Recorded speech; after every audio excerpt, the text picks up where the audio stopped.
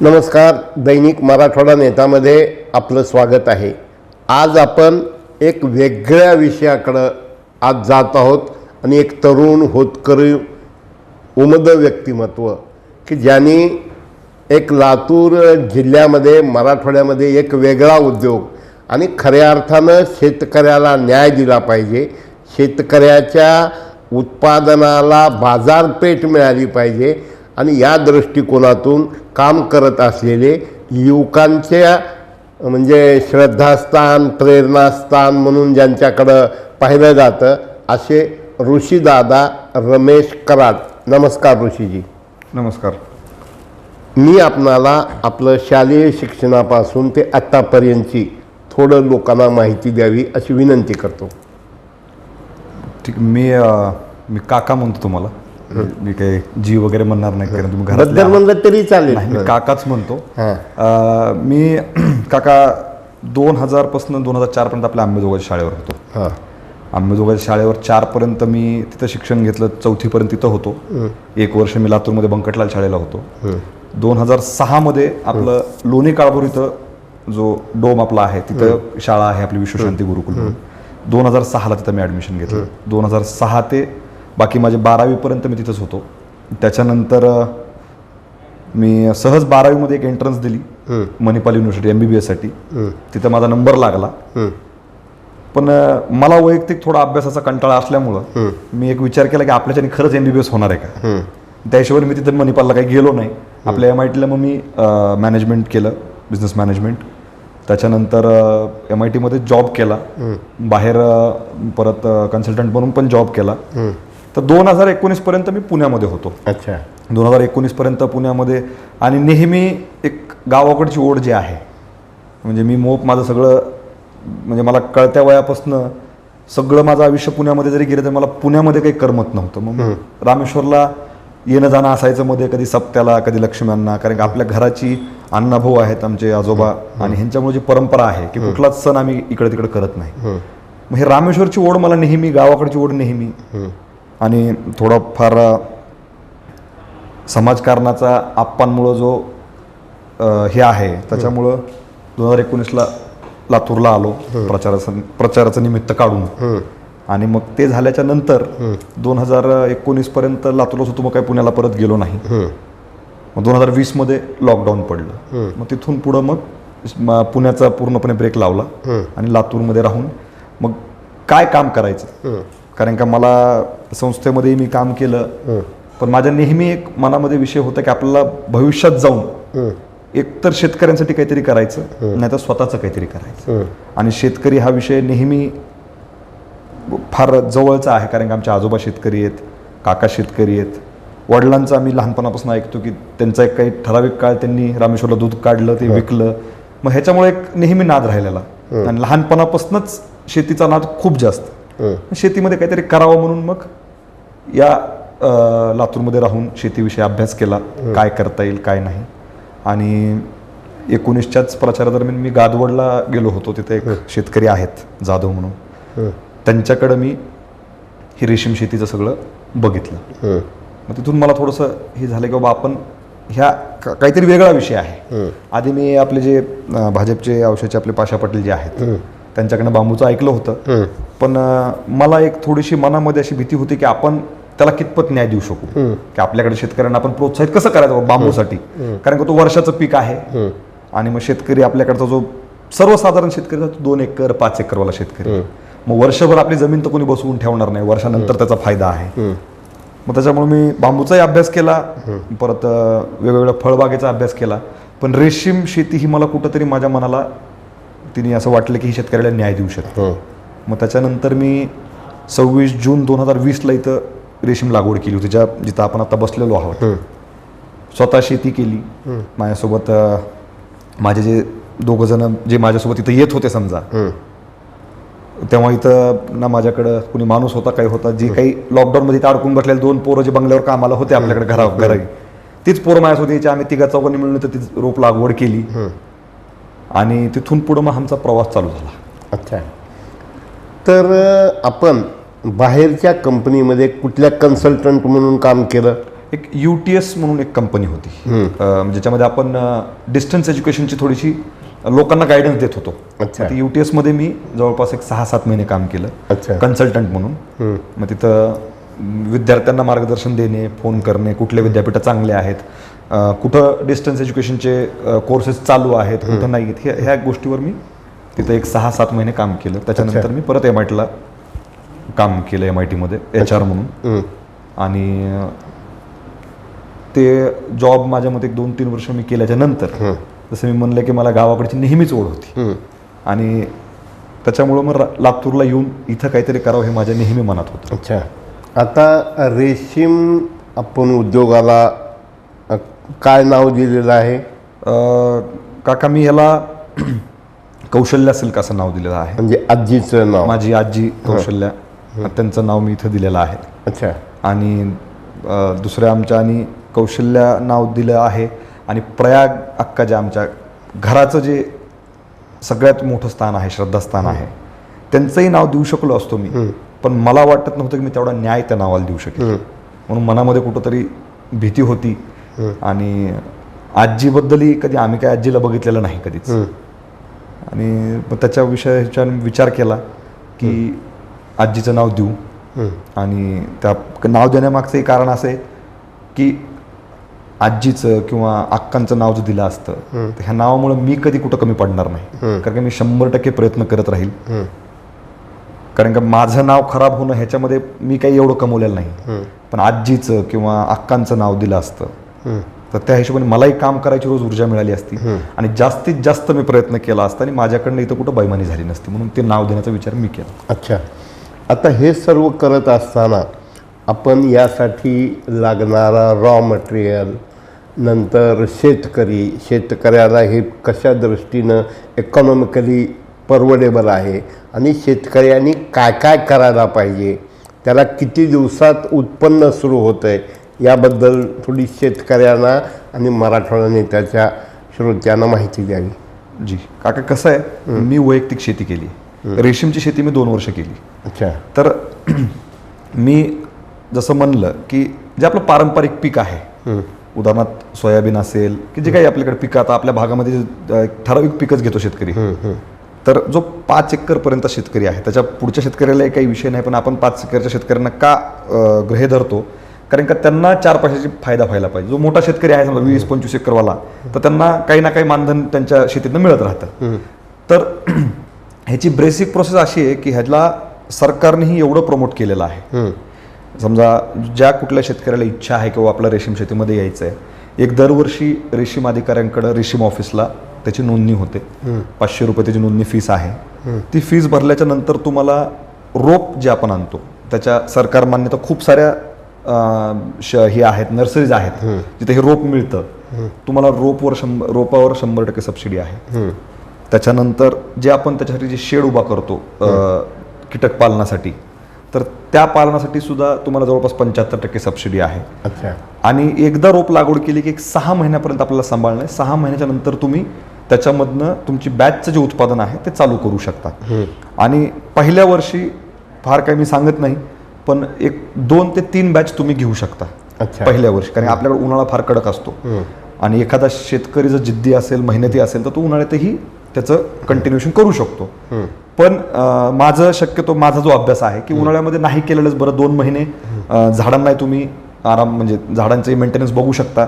आणि त्याच्यानंतर जो विषय आहे की आत्ता साधारणतः भाव 500, 550, 600 रुपये किलोपर्यंत रेशीम कोषचा आहे. तर 2 एकर किंवा 1 एकर जर आपण गृहीत धरलं, तर 1 एकर जर शेती केली तर शेतकऱ्याला वर्षाला तो 6 बॅच काढू शकतो. अच्छा. 1 वर्षाचे 6 बॅच काढू शकतो. मग 6 बॅचच्या हिशोबाने 60,000 जरी आपण हिशोब लावला आणि फार पडता काळ जरी पकडला ह्या रेशीम ह्याचा, तर जो काही मी 2 वर्ष 3 वर्ष मार्केट स्टडी करतोय किंवा जो काही अभ्यास करतोय, तर मला असं वाटत नाही की 450 ते 400च्या खाली कधी ह्याचा भाव येईल. म्हणजे कधीही कितीही बिकट परिस्थितीमध्ये 40,000 रुपये तुम्हाला एका बॅचला राहतात. आपण एकरी हिशोब एका बॅचचा काढतो, 6 महिन्याचा हिशोब जर काढला तर 2-2.5 लाख रुपये तुम्हाला सहज एकरी तुम्हाला वर्षाला राहतात प्रॉफिटमध्ये, बाकीचा सगळा खर्च वजा करून. एकरी किती प्रॉफिट होतं? 2.5 लाख रुपये तुम्ही 1 एकरला तुम्ही वर्षाला ठेवू शकता. 1 एकरला 2.5 लाख रुपये प्रॉफिट. 100% होणार. त्याला गुंतवणूक शेतकऱ्यांना खत, रोप, किडे यासाठी काय काय करावं लागतं? आता त्याच्यामध्ये जे विषय आहे, हां समजा खताचं, झाडांचं मेंटेनन्स हे फार झिरो आहे. झिरो मेंटेनन्स कशामुळं? जे काही आपण महिन्याला बॅच घेतो त्याच्यामधनं जे वेस्टेज आपल्याकडे राहतं ते आपण जर स्टोअर करून 15 दिवस ठेवून तेच जर आपण शेतात टाकलं तर त्याचाच खत तयार होतो. तर दुसरा बाहेरची काही फवारणी किंवा काही झाडांना काही रोग येतो अशातला विषय नाही. एकदा रोप लावलं तर 25 वर्ष त्या रोपाला बघायचा विषय नाही. आणि दर बॅचला शेतकऱ्याला जे रेशीम किडे आणायचे त्याचा एक 2,000 रुपये खर्च. आणि जर घरचे माणसं असतील तर कोष काढण्यात त्यांना काही खर्च नाही. पण जर आपण पकडला तर 2,000 रुपये म्हणजे 4,000 रुपये महिन्याला तुम्हाला खर्च फार तर फार येईल एकरी. आणि हे जर घरचे शेतकरी असतील, घरी जर 2-4 जण असतील, आणि साधारणतः आपल्याकडे जे शेतकरी आहे ते नवरा बायको मुलं सून हे लोक 4 जण असतात. त्याच्यामुळे बाहेरचा काही तुम्हाला लेबर लावायची गरज आहे अशातला ह्याला भाग नाही. आणि जे काही कोष आहे त्याच्यामध्ये समजा तुम्हाला 40,000 रुपये तर तुम्ही शेतकऱ्यांनी जर थोडी काटकसर केली तर तो खर्च फार फार तो 2,500-3,000 आणू शकतो. अच्छा. आणि बाकीचं जे काही आहे ह्याच्यामध्ये अजून एक प्रॉफिट असा आहे की तुम्हाला सबसिडी आहे. समजा शेडला तुम्हाला 2 लाख रुपये खर्च आला, 75% जरी म्हणत 1.5 लाख रुपये तुम्हाला वापस येतात. 50,000 रुपये तुमचा खर्च आहे. रोप लागवडला जो तुमचा खर्च आहे तो रोप लागवडला तुम्हाला फार फार तर मला असं एक माझ्या अंदाजे जो काही तुम्हाला 10,000-15,000 खर्च येईल त्याला 100% सबसिडी आहे. म्हणजे 100% तुमचे ते पैसे परत येणार. आणि शेतकऱ्याला ह्याच्यामध्ये अजून एक फायदा असा आहे, जे काही मार्केट सरकार मान्यता रेशीमचे मार्केट आहेत तिथं जेव्हा हा कोष विकला जातो तर शेतकऱ्याला समजा 70 किलोच्या खाली जर ॲव्हरेज आलं तर सरकार त्यांना 100 रुपये अजून सबसिडी देते. म्हणजे 450 रुपयांनी जर आपण कोष घेतला, व्यापाऱ्यांनी घेतला किंवा कंपनीवाल्यांनी घेतला तर तिथं ह्यांची नोंद होते कुठं? त्या बाजारपेठेमध्ये. आणि जर ह्यांचा माल ॲव्हरेजच्या खाली असेल, समजा काही शेतकऱ्याचा 50 किलोच निघाला, काही 70 किलो निघाला, आपण 450 रुपये भाव 100 रुपये सरकारकडनं त्यांना सबसिडी आहे. अच्छा. आणि ह्याच्यामध्ये अजून एक प्रॉफिट असा आहे की याला जे तुम्हाला लेबर लागणार आहे याला तुम्हाला सरकार वर्षाला तुम्हाला 50,000 रुपये पैसे देतात लेबरचं पेमेंट. मग हे सगळं तुम्हाला म्हणजे सरकारने एवढं सोयीचं करून ठेवलेलं आहे. आणि शेतकऱ्याला, मी जो आपल्या भागातला शेतकरी बघतो, शेतकरी एवढे कष्ट मला वाटत नाही कुणीच करत असेल. पण याच्यामध्ये जर बघायला गेलं तर काका सकाळी 2 तास संध्याकाळी 2 तास मधला पूर्ण वेळ तुम्हाला दुसरे कामं करायला तुम्हाला पूर्णपणे मोकळीक आहे. तर कामाच्या हिशोबाने बघायला गेलं आणि इकॉनॉमिकली बघायला गेलं तर शेतकऱ्याला दोन्ही बाजूने हे फायदेशीर राहील असा एक माझा अभ्यास आहे. आणि मी एवढ्या कॉन्फिडेंटली बोलू शकतो कारण का मी वैयक्तिक इथं शेती केलेली आहे. मग ह्याला पाण्याचं प्रमाण काय आहे? पाणी किती लागतंय?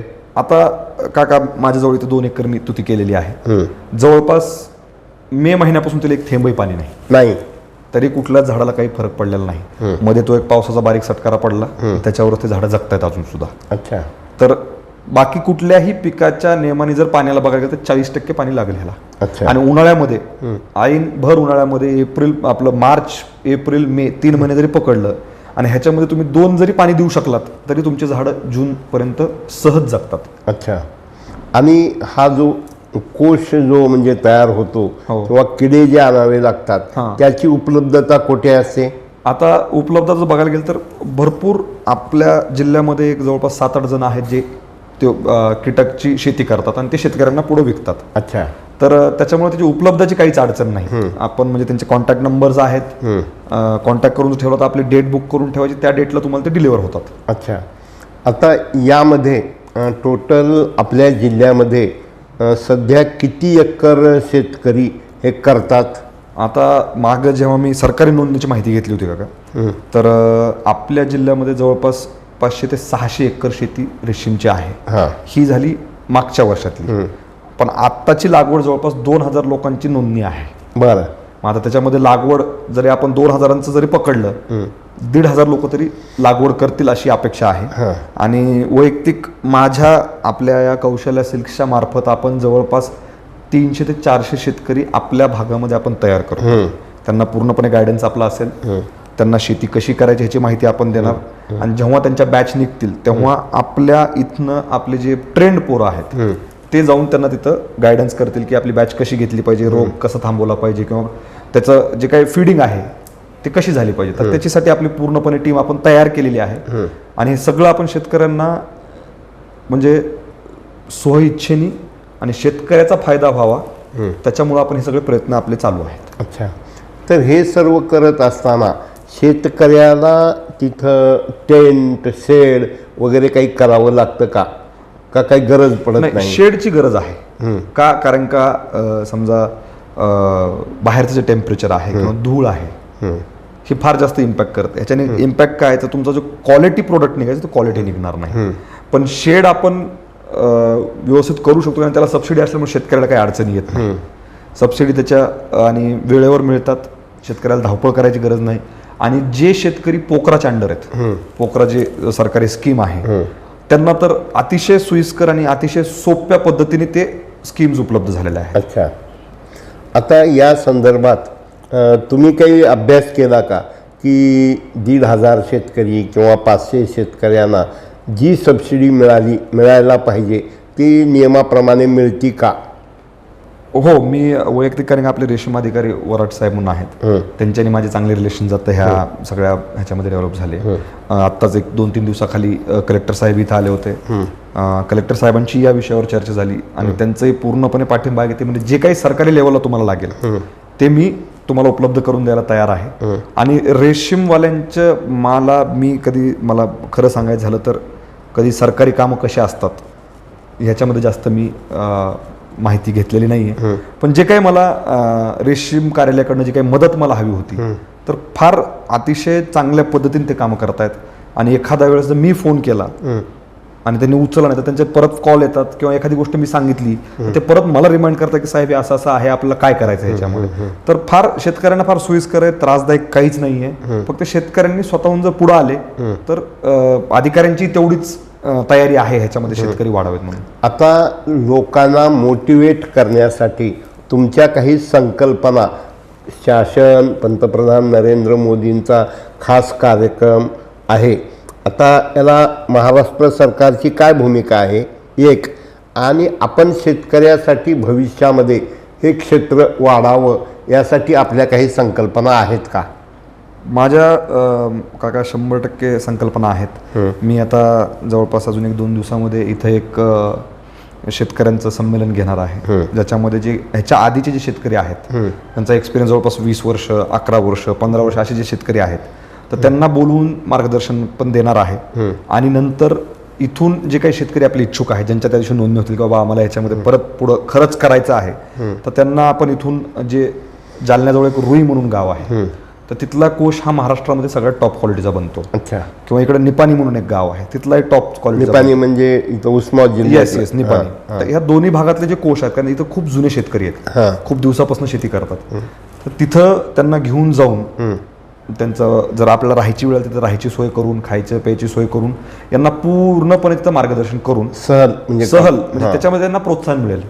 कारण तिथले जे शेतकरी आहेत त्यांच्या ज्या पावत्या आहेत मग ते बघून आपल्या शेतकऱ्याला एक थोडंसं मोटिवेशन मिळेल आणि आपला शेतकरी त्याच्यामध्ये कुठंतरी हे होईल. कारण आपण ऑलरेडी आपण दुष्काळी भागात जगतो, आपल्याकडं शेतकऱ्यांचे खरंच हाल आहेत का तर 100% आहेत. आणि मी ग्राउंड लेवलला असल्यामुळे मला ते अधिक जाणवतात.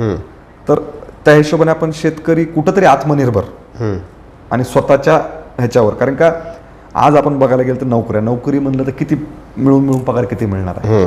20,000च्या वर कुणालाच देणार नाही. तो इंजिनियर असेल, कुणी अजून MBA वाला असेल तर 20-25,000 पगार मिळेल, बाकीच्यांना तर काय. तर माझं असं म्हणणं की जे आमच्या वयाचे युवा आहेत, ज्यांना बाबा घरी 2 एकर 3 एकर शेती आहे, ते ह्याच्यात आले तर त्यांना घरची पगार आहे, स्वतःची पगार आहे, स्वतः मालक आहेत. ह्या हिशोबाने जर काम केलं तर घरच्या जे काही अडचणी आहेत तर त्याही त्यांच्या सॉल्व्ह होतील. आणि आपण प्रोत्साहन द्यायला शेतकऱ्यांना नेहमी त्यांच्यासाठी जेव्हा केव्हा त्यांना अडचण असते, आपली एक टीम त्याच्यासाठी आपण बसवलेली आहे. जेव्हा कुठली अडचण आहे त्या नंबरवर फोन करा. त्या अडचणीला प्रत्येक मध्ये सरकारी ऑफिसला तुम्हाला काही अडचण येत असेल, एखादा तुम्हाला फॉर्म भरायचं कळत नसेल तर आपलेच मुलं जे इथं आपण आपल्या कंपनीवर जे आहेत ते लोक त्यांना हेल्प करतात पुढे फर्दर गायडन्ससाठी. आता ह्या टीममध्ये म्हणजे BSc ॲग्री किंवा असं काही तज्ज्ञ लोक का यामध्ये उद्योगातच काम केलेले तज्ज्ञ आपण बघणार? आता माझ्याकडं 2 जे इथं काम करतात त्यांनी ऑलरेडी रेशीम शेती केलेली आहे. अच्छा, तर मी त्यांना इथं घ्यायचं कारण एवढंच की त्यांनी शेतकऱ्यांना व्यवस्थित मार्गदर्शन करावं. तर शेतीचं नॉलेज त्यांना असल्यामुळे ते तिथं मार्गदर्शन करतील. माझ्याकडे एक टेक्निशियन आहे जो सगळं मशीनचं व्यवस्थित बघतो. आणि शेतकऱ्यांना गायडन्स करण्यासाठी BSc ॲग्रीचाच मुलगा असावा किंवा त्याचं ॲग्रिकल्चरचं एज्युकेशन झालं असं काही विषय नाही. कारण का वैयक्तिक ज्यांनी शेती केली आहे तो एखाद्या ॲग्रीपेक्षा जास्त बेटर तो समजू शकतो.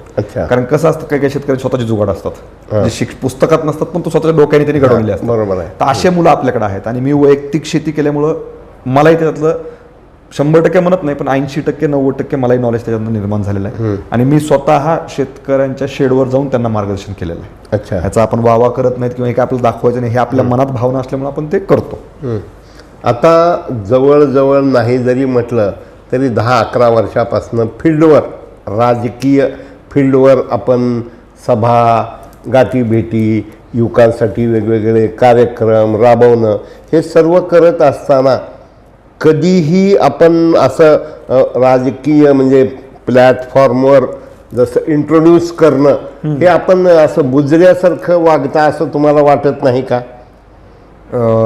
बुजऱ्यासारखं म्हणजे मी कधी पुढाकार घेत नाही किंवा नाही प्रसिद्धीपासून दूर, ग्राउंड लेवलला आपलं काम गपचूप करायचं काय? ते बरोबर आहे. कसं आहे काका, आपण कडनंच हा गुण आमच्यामध्ये आलेला आहे. एक नेहमी भावना अशी आपणची आहे किंवा आमच्या घराची आहे, एक तर आपण करायचं नाही आणि केलं तर त्याचा आपल्याला आपल्याला फायदा होईल असं वागायचं नाही. आपलं मन क्लिअर आहे, आपल्याला फक्त जनतेसाठी करायचं आहे. त्याच्यामुळं पब्लिसिटीपासून दूर आहे का तर 100% आहे.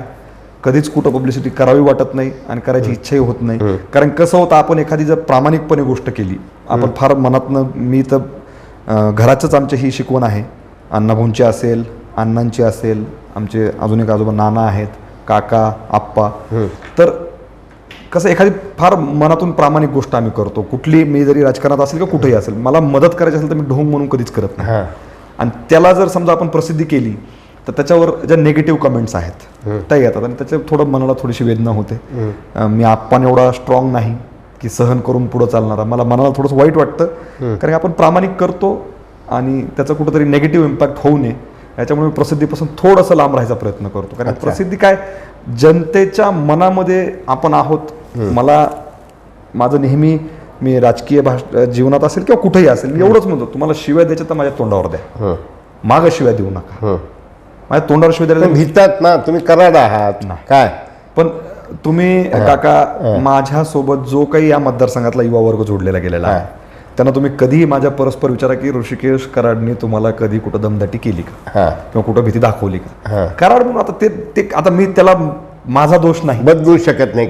जन्माला आलो, माझं नशीब म्हणता येईल, नशिबामुळे ह्या घरात जन्माला आलो आणि नसतो आलो तरी असाच राहिलो असतो. आणि दमदाटी काका, आता तुम्ही आमच्या घराला फार जवळून ओळखता. दमदाटी मला तरी वाटत नाही कुठं अन्याय केलाय. न्यायाच्या जागी दमदाटी करणं ही योग्यच आहे. जर एखाद्याला न्याय मिळत असेल दमदाटी करून तर ती करणं गरजेचंच आहे. पण अन्याय करून कुणाला दमदाटी केली किंवा कुणाचं पोट मारलंय असं मला तरी वाटत नाही. आता एक गंभीर विषय विचारा म्हणलं तर विचारतो की आपण कौशल्या हे आपल्या वडिलांच्या आईचं नाव आहे, बरोबर आहे.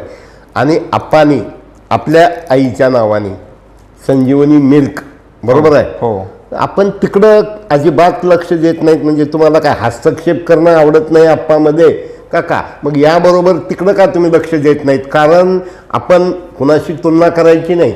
अकलूजचं दूध येतंय, संगमनेरचं दूध येतंय, ठोंबरे साहेबाचं दूध येतं, इकडं येतंय, नांदेडपर्यंत जातंय. मग संजीवनी दुधासाठी तुम्ही का लक्ष देत नाहीत? खरं म्हणजे हा प्रकल्पाचं विचारत असताना ते योग्य नाही. पण मला एक काय वाटतं की तुम्ही आईवर प्रेम करता, वडिलावर करता, सर्व कराड म्हणजे फॅमिलीवर करता.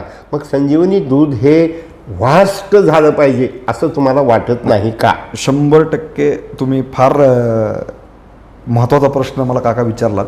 100% संजीवनी दुधासाठी माझ्या डोक्यात संकल्पना आहे. मी आत्ता सध्या कौशल्या सिल्क जो विषय आहे याला एक बेस तयार करून, कारण का आता हे बाळ आहे, ह्याला कुठंतरी ह्याच्या पायावर उभं करायचं आहे. आणि ज्या वेळेला ह्याला मी कौशल्या सिल्क्सला पूर्णपणे उभा करेन त्याच्यानंतर मी 100% संजीवनी दुधाला जे आपला उद्योग आहे, उद्योग म्हणून नाही तर शेतकऱ्यांना रोजगार, शेतकऱ्यांना रोजगार आणि आमच्या वडिलांना किंवा आमच्या घराला जे शेतीचा जो आवड आहे हां. त्यातनं आपण तो व्यवसाय उभा केलेला आहे. व्यवसाय म्हणण्यापेक्षा त्यांचा आवड म्हणून त्यांनी ते तेवढं सगळं करतात. सांभाळलं. हां. पण त्याला कुठंतरी काका कसं आहे, व्यवसाय म्हणून बघायची वेळ आलेली आहे. हां. का आली आहे तर जर आपण व्यवसाय म्हणून बघितलं तर आपण शेतकऱ्यांना अजून प्रोत्साहित करू शकतो. हां. नो लॉस नो प्रॉफिटमध्ये शेतकरी बिझनेस करणार नाही किंवा शेतकरी त्याच्यामध्ये पडणार नाही. 100% संजीवनी दुधाचा विषय आहे. त्यालाही त्याच लेवलला योग्य ते मार्गदर्शन करून त्यालाही कुठेतरी मोठ्या म्हणजे असं काही आहे का आप्पा तुम्हाला लक्ष घालू नका म्हणतात वगैरे, काही असं काही आहे का? काका खरं सांगायला तर आप्पा एवढे थोडे रागीट आहेत. कारण की रागीट कशामुळं तर आप्पा हे स्पष्ट बघतात मनात काही ठेवत नाही. शिस्तीच्या विरुद्ध गेलेलं त्यांना जमत जमत नाही. नाही. फार जसं म्हणजे- तुम्ही म्हणता ना की काय बोलायचंय तोंडावर बोलायचं, Yes. माग समोर बसायचं, जेवण करायचं, काम करून घ्यायचं आणि बाहेर जायचं, आणि हे आपल्याला आवडत नाही. आवडत नाही. ह्याचे मला अनेक अनुभव आहेत. पण काय आप्पांनी मला नेहमी, मला असेल, माझे बारके बंधुराज पृथ्वीराज आहेत, अजून रणवीर, राजवीर, दिग्विजय, देवेंद्र, भरपूर मोठं कुटुंब. पण आप्पांनी असं कधीच कुठं अडवलंय किंवा हे करायचं नाही रे, हे करू नका रे, असं कधीच म्हणत नाही. आणि 100% आपण मी तिथं आत्ता इंटरफेअर न करायचं किंवा आत्ता तिथं न बघायचं. कारण का मी व्यवस्थित न्याय नाही देऊ शकणार त्याला, 100% न्याय नाही देऊ शकणार. कारण का माझं मन इथं रमलेलं आहे किंवा माझं मन इथं लागलेलं आहे, माझी धाकधूक इथं आहे सगळी. तर जेव्हा याला कुठंतरी मी बेस देईल त्याच्यानंतर मी 100% तुम्ही थोडं प्रसिद्धीपासून दूर राहणारे बुजरे आहात, पण मला असं वाटतं की ज्या जिद्दीनं की रमेश कराड या व्यक्तीनं नाव कमवलंय, तर उद्या रामेश्वरबद्दल किंवा विविध वर्तमानपत्राला म्हणता आलं पाहिजे की ऋषिकेश किंवा ऋषीदादा हा खऱ्या अर्थानं आप्पापेक्षा 2 पावलं पुढं आहे. यासाठी तुमच्या डोक्यात हा उद्योग कशा पद्धतीनं स्लो असेल किंवा स्पीडनं असेल, तर त्या दृष्टिकोनातून तुमच्या डोक्यात काही संकल्पना आहेत का? नाही, 100% संकल्पना आहेत. आता मी याच्यामध्ये एक विचार असा केला काका की एक तर शेतकऱ्यांना न्याय, तो मुद्दा मी कधी सोडणार नाही. मला 4 पैसे मिळतील नाही मिळतील, पण शेतकऱ्यावर तुम्ही कधीही विचारा की इथून पुढं कौशल्य शिक्षणामार्फत कधीच अन्याय होणार नाही. माझ्याकडनं काही कमतरता झाली तर मी त्यांना योग्य मार्गदर्शन करून त्यांना न्यायच मिळवून देणार, त्यात विषय नाही.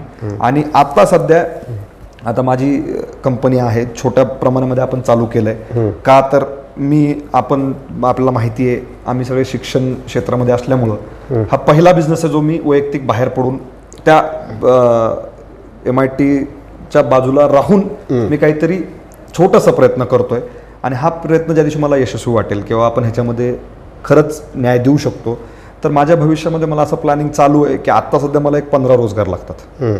फार छोटी अमाऊंट आहे, पण येणाऱ्या काळामध्ये, येणाऱ्या 5 वर्षामध्ये माझ्या डोक्यात प्लॅनिंग अशी आहे की इथं किमान 100 ते 150 लोकांना रोजगार मिळाला पाहिजे. या लेवलला मला हे एक्सटेंड करायचं आहे. आणि 150 लोकांना रोजगार म्हणजे 150 घरं ऑटोमॅटिकली आपण आत्मनिर्भर करतोय. आणि जास्त करून आम्ही महिलांना प्राधान्य देणार. महिलांना याच्यामुळं की एक तर बारीक काम आहे आणि महिलांना हातचा रोजगार मिळाला पाहिजे. आता सोयाबीन आलं तर तेवढेच पैसे आहेत, हरभरा आलं तर काढणीचे तेवढेच पैसे आहेत, नंतर त्यांना काहीच नाही. मग त्यांना कुठंतरी एक 12 महिने त्यांना पैसे मिळाले पाहिजे. अशा हिशोबाने आपण याच्यामध्ये काम करणार आहे. तुमचं नाव ऋषी आहे. हो, ऋषी म्हणजे एकदम त्यागी काय असा प्रकारचं आहे. पण तुम्हाला ऋषीसारखं जगत असताना, पृथ्वी राज म्हणत असताना, पृथ्वीतील मानव जातीचा आणि मानव जातीतल्या आपल्या भागातल्या शेतकऱ्यांचा विचार करत असताना भविष्यात या प्रकल्पाच्या माध्यमातून, कौशल्या रेशीम उद्योगाच्या माध्यमातून आपण आणखीन काय काय करू इच्छिता, किंवा धाग्याची गुणवत्ता, घेत असलेला माल हा क्वालिटीचा असला पाहिजे. हो. त्याच्यामध्ये ABC काही ग्रेड असतात का? बरोबर आहे, ABC ग्रेड असतात. हां, ते ग्रेड, परत निघणारा धागा, कोश आणि कोशपासून निघणारा धागा. कारण नो प्रॉफिट नो लॉस जरी तुम्ही करणार असलात तरी तुम्हाला येणाऱ्या काळामध्ये मॅक्झिमम इन्स्पायरेशनसाठी तुमच्या डोक्यात काय संकल्पना आहेत की माझा शेतकरी हा जास्तीत जास्त रेशीम उद्योगाकडे वळला पाहिजे. त्यांनी तुतीची झाडं लावली पाहिजेत, कोश वाढवला पाहिजे. यासाठी तुम्ही म्हणजे लोकांच्या शेतावर जाणार का तुम्ही त्यांना बोलवून घेणार? आता मी प्रयत्न तर असा करतोय काका की आपण शेतकरी तर निर्माण करतोय. आता शेतकरी आपण एवढ्या प्रमाणामध्ये निर्माण करतोय की त्यांचाही आर्थिक फायदा व्हावा. आपण कंपनीला माल उपलब्ध व्हावा म्हणून हे करत नाही. माझ्या कंपनीला फार फार तर आता सध्या एक 200 किलोच्या आसपास माल लागतो पर डे. Per day. तर मी 10 शेतकरी जरी ठेवले जवळ किंवा 20 शेतकरी तर मला तेवढा माल महिन्याला मिळायला लागलाय. पण मी माझी त्याच्या पुढे जाऊन प्लॅनिंग अशी आहे की आपल्याला जास्तीत जास्त रेशीम शेतकरी का झाला पाहिजे तर त्याला फायदा आहे. आणि याच्यासाठी आपण या कंपनीचं एक्सपान्शन तर करणारच आहेत किंवा त्यांचा माल इथल्या इथंच विकला जावं. तोच प्रश्न होता, त्यांचा माल इथल्या इथंच विकला जावं. नाही तर मी बँगलोरला जवळपास एक 15 वेळा जाऊन आलोय. बँगलोरचं जे मार्केट आहे रामनगरचं सगळ्यात मोठं मार्केट आहे. तिथं मी काही व्यापाऱ्यांशी एजंट नाही, व्यापारी जे स्वतः कंपनीला माल घेतात, एजंट म्हणत मग त्याचं कमिशन तो पुढे विकणार, तर ते कमिशन पूर्णपणे मी झिरो करणार आहे. तिथं जे काही माझे 4-5 रिलेशन्स डेव्हलप झालेले आहेत मोठ्या मोठ्या कंपनीचे जवळपास ते 20-25 वर्षापासून या इंडस्ट्रीमध्ये आहेत, तर त्यांच्याशी माझी चर्चा झालेली आहे. त्यांना जवळपास एका कंपन्या दिवसाला 1 टन माल लागतो. मग त्यांना मी ज्या वेळेला आपल्याकडं माल अतिरिक्त होईल तर मग त्यांना मी इथं इन्व्हाइट करणार की बाबा तुम्ही हा माल घ्या. आणि त्याच्यामध्ये आपण पूर्णपणे हे लक्षात ठेवणार की शेतकऱ्याला न्यायाच्या हिशोबानेच पैसा मिळाला पाहिजे.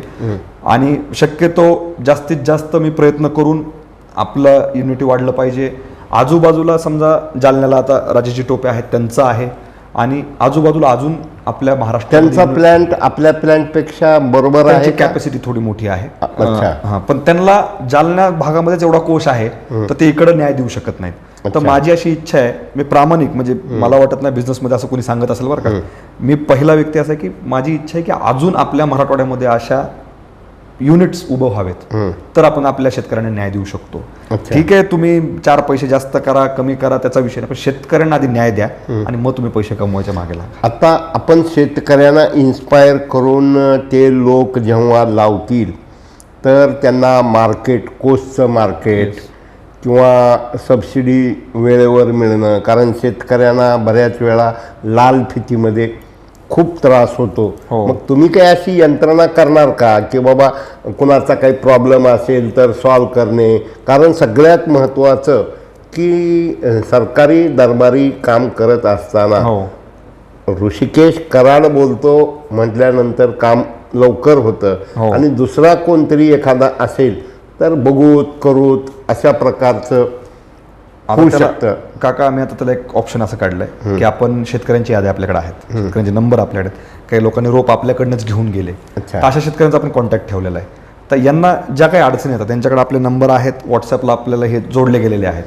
जर इथून रेशीम ऑफिसला एखादा शेतकरी जाणार असेल त्यांनी जर आपल्याला फोन केला तर आपल्या ऑफिसवरनं एक मुलगा तिथं जातो, त्यांना पूर्णपणे गायडन्स देतो, अधिकाऱ्यांना बोलतो आणि व्यवस्थित त्यांचा विषय मार्गी लावून त्यांना आपण त्यांच्या गावाकडे पाठवतो. आणि इथून पुढेही आता मी जवळपास कौशल्य सिल्क्स आता आपलं रजिस्ट्रेशन झालेलं आहे, कंपनी उघडलेली आहे, त्याच्या व्हॉट्सअप ग्रुप्स तयार करणार आहे आणि याच्यावर ज्या काही शेतकऱ्याला म्हणजे कुठलीही अडचण असेल त्या अडचणी त्यांनी ग्रुपवर टाकायची आणि त्याला त्वरित त्याचं उत्तर देता येईल किंवा त्याची जी काही अडचण आहे ती आपण सॉल्व्ह करायचा प्रयत्न 100% प्रामाणिकपणे करणार. अच्छा, आता आपण हे सर्व करत असताना लोकांना जास्त, जसं आता आपण बघतो काही कारखान्याच्या बाबतीत वेगवेगळे प्रकल्प असतात, रॉ मटेरियल जास्त झालं आणि पुरवठा जास्त आणि क्षमता कमी असल्यावर त्या शेतकऱ्याची अडचण होण्याची भीती असते.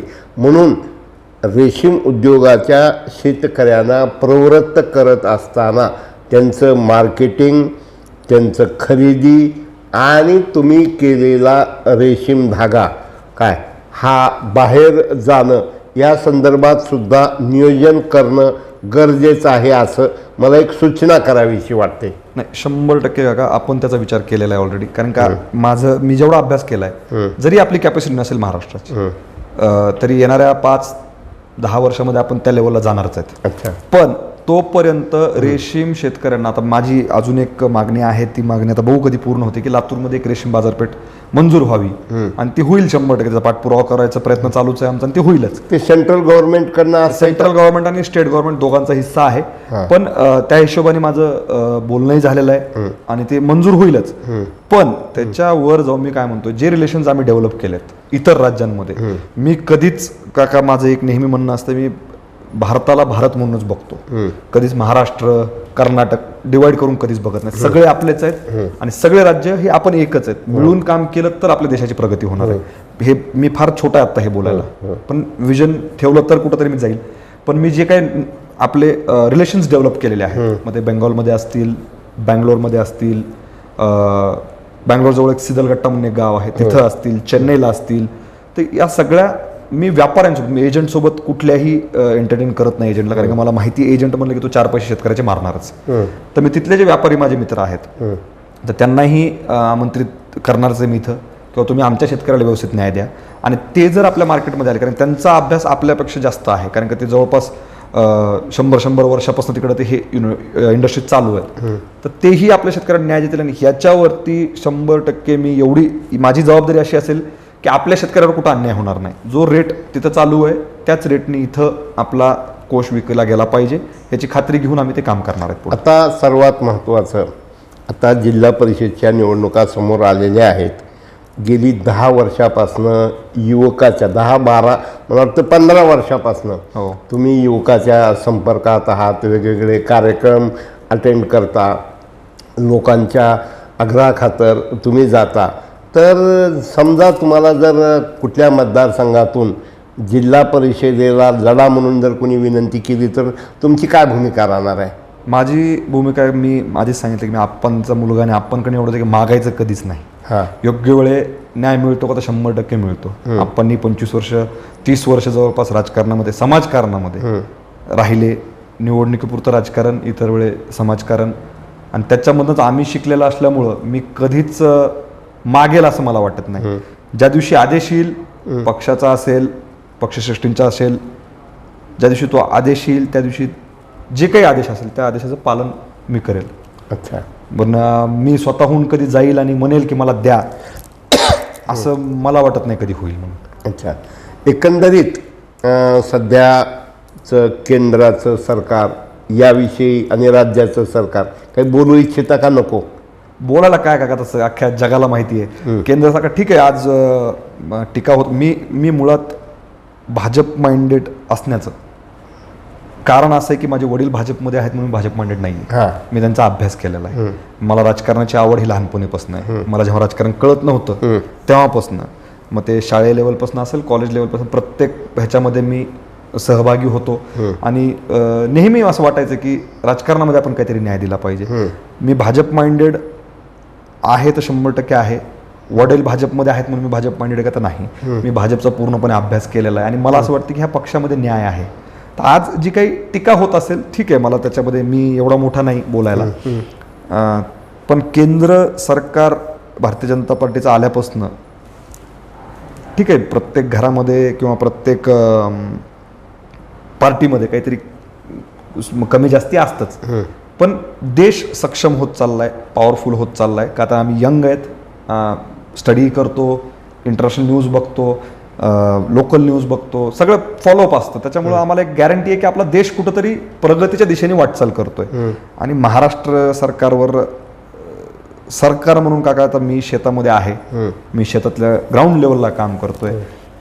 फार काही नाही, मी 10 गावातच जरी फिरलो, 10 गावातच, मी जास्त मोठंही काय बोलत नाही, 10 गावात मला एकही असा शेतकरी मिळणार नाही की बाबा ही आम्हाला सरकारने योजना दिली म्हणणार आता सध्या राज्य सरकारने. त्याच्यामुळं मला वाटत नाही हे काही फार चांगलं काम करतायत किंवा करतील. अच्छा. आता सगळ्यात महत्त्वाचा, मुलगा म्हणून वडिलाकडं पाहत असताना सामूहिक विवाह आहे, महोत्सव आहे, कार्यक्रम आहे, जेवणावळ आहेत, लोकांना भेटले की कधीही संध्याकाळी असतील, दुपारी असतील, आप्पा वायफट खर्च करतात असं तुम्हाला वाटतंय का? मला आमचे उद्याचं बसून खायचं, आप्पा हे बद्दर असेल, खानापूरकर असेल, अजून कुणी असेल, उगाच का सांभाळतात आणि का खर्च करतात असं कधी वाटतंय का? वायफट खर्च मी म्हणू शकत नाही. कसं आहे काका, पैसा देवाच्या कृपेने आप्पांच्या कष्टाने, मी म्हणत नाही की फुकट मिळाला, कष्ट केलेत त्यांनी, गरिबी बघितली आहे. आमचे आजोबा असतील त्यांनीही ग्राउंड लेवलला सगळं बघितलेलं आहे. नाही, आप्पा दूध घालत होते, मी पाहिलेलं आहे 95 मध्ये. हो. बुलेट गाडीवर दाढी वाढलेली अशी तुमच्यासारखी जीनची पॅन्ट आणि बुलेट गाडीवर दूध घेऊन येताना मी बघितलेलं आहे. त्याच्यामुळे त्यांना एवढं ग्राउंड लेवलची गरिबीची जाण असताना ते वायफट खर्च करतात असं मला वाटत नाही. देव काय पैसा सगळ्यांना देतो, फक्त दानत्व लागतं. ते आप्पांकडे आहे असं मला वाटतं की दान करायची क्षमता आहे. आणि सर्वश्रेष्ठ जी गोष्ट आहे ती अन्नदान आहे. त्याच्यामध्ये आप्पा कधीच कमतरता करतात असं मला वाटत नाही. अच्छा. आणि ते त्याचा आम्हाला अभिमान आहे आणि गर्वही वाटतो की आमचे वडील असे आहेत. त्याचा आनंद होतो. अच्छा. एकंदरीत आणखीन तुम्हाला ह्या म्हणजे रेशीमबद्दल काही सांगावं वाटतं का? काका एवढंच सांगेन की कौशल्या सिल्क्सच्या मार्फत जे काही शेतकरी आमच्याकडे येतील त्यांना 100% न्याय देऊ. आणि नुसता रेशीम शेतीमध्येच न्याय देऊ असं नाही. शेतकऱ्याला ज्या ज्या क्षेत्रामध्ये त्यांना गरज असेल, त्यांना वाटेल किंवा आम्हाला ह्याच्यामध्ये मदत पाहिजे, त्या त्या क्षेत्रामध्ये आम्ही शेतकऱ्यांना मदत करायला पूर्णपणे 100% गायडन्स घेऊन मदत करणार. वर कोणालाच मदत करणार नाही. आणि मी एक प्रामाणिकपणे सांगतो की जर माझ्याच्याने होत असेल तरच मी हो म्हणेल, नसल होत तर त्याला योग्य माणसाकडे पाठवेल आणि त्याच्याकडनं करून घेईल. पण असं मी कोणालाच म्हणणार नाही की तू ये रे तुझं करतो रे अशी नादाला लावायचं, खळवट ठेवायचं, अजिबात असले उद्योग करणार नाही. अजिबात करणार नाही. बरं, मराठवाडा नेता हे वर्तमानपत्र पत्र कधी बघायला वेळ मिळतो का? मी रोज सकाळी वाचतो काका. काय वाटतंय मराठवाडा नेता काय सुधारणा कराव्यात? आता आम्ही हे यूट्यूब सुरू केलेलं आहे, नंतर वर्तमानपत्र आहे, कधी कधी आप्पा विरोधातही लिहितोय. काय तुम्ही पत्रकार आहेत, तुम्ही माझं नेहमी हेच म्हणणं असतं, समजा आता काही पत्रकार आहेत, मी नावं नाही घेणार, फक्त एकच बाजू वाजवतात. पण तुमच्यामध्ये ती क्वालिटी आहे की तुम्ही खऱ्याला खरं, जरी तुम्ही आप्पांसोबत आज तुमचे आणि आप्पांचे फार घनिष्ठ संबंध आहेत, किती वर्षापासून आहेत, त्या माझं वय तेवढं नसेल जेवढं तुमचे संबंध आहेत. आणि तुम्ही एवढं जवळ असून जर आप्पांविरोधात लिहितात म्हणजे तुमच्यामध्ये कुठंतरी प्रामाणिक पत्रकार आहे असं आम्हाला वाटतं.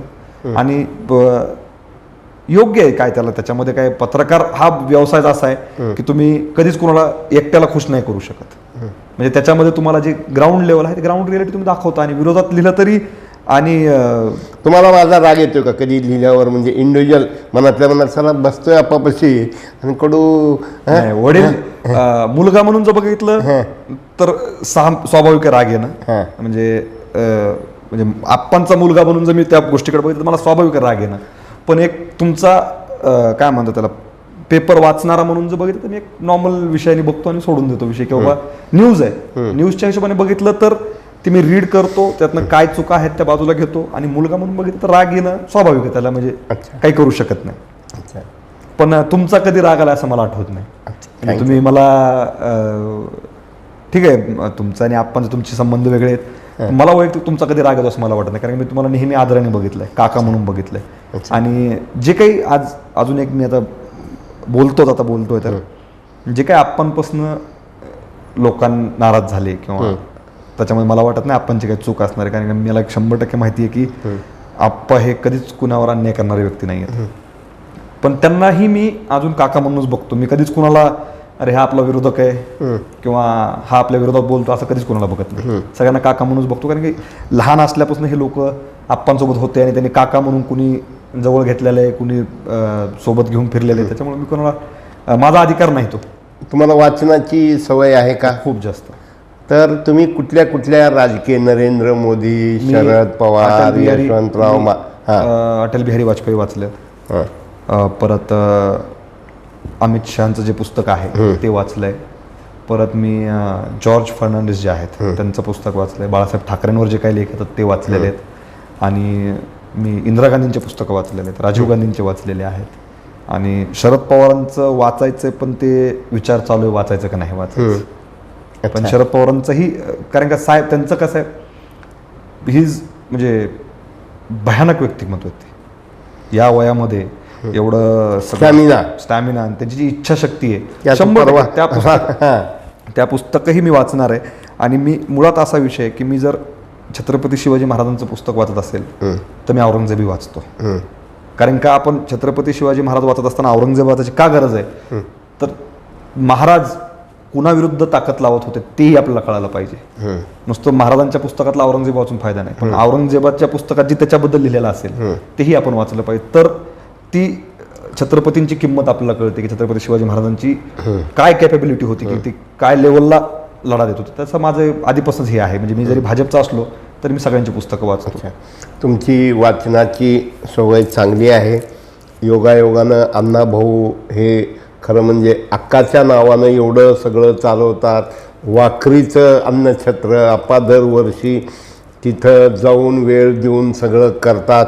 राहुल सर असतील, सगळं असतील.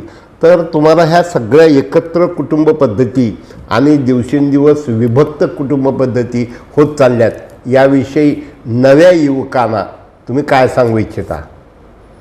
सगळ्यात पहिलं मी नशीबवान आहे की आम्ही एकत्रित कुटुंबामध्ये राहतो. याचं सगळं श्रेय आमचे जे आजोबा आहेत, अण्णाभाऊ असतील, तुळशीराम अण्णा असतील, काशीराम नाना असतील आणि अक्का. कारण का एकत्रित कुटुंब चालवणं फार फार काट्यावरची कसरत म्हणतात त्याला. कारण का प्रत्येकाचे स्वभाव वेगळे, प्रत्येकाचे मागण्या वेगळ्या, प्रत्येकाचं डिमांड्स वेगळ्या. त्यांना एकत्रित खुश ठेवणं हा सगळ्यात महत्त्वाचा पार्ट. आणि मला येणाऱ्या प्रत्येक लोकांना मला असं बोलावं वाटतं की जे काही की तुम्ही ठीक आहे, तुम्ही घर फोडू नका, व्यवसाय वेगळे करा, घर फोडू नका. कारण का आपलाच माणूस आपल्याला शेवट कामाला येत असतो. ठीक आहे, आज असेही भरपूर कुटुंब आहेत त्यांचे व्यवसाय वेगळे आहेत, पण कुटुंब म्हणून ती एक आहे. तुम्ही कुटुंब म्हणून एक राहा, ही माझी नेहमी सगळ्यांना. मी जवळपास दोन तरी कुटुंब तुटण्यापासून वाचवलेत. हे मला त्याचा सगळ्यात जास्त आनंद मला नेहमी आयुष्यभर राहील. अच्छा.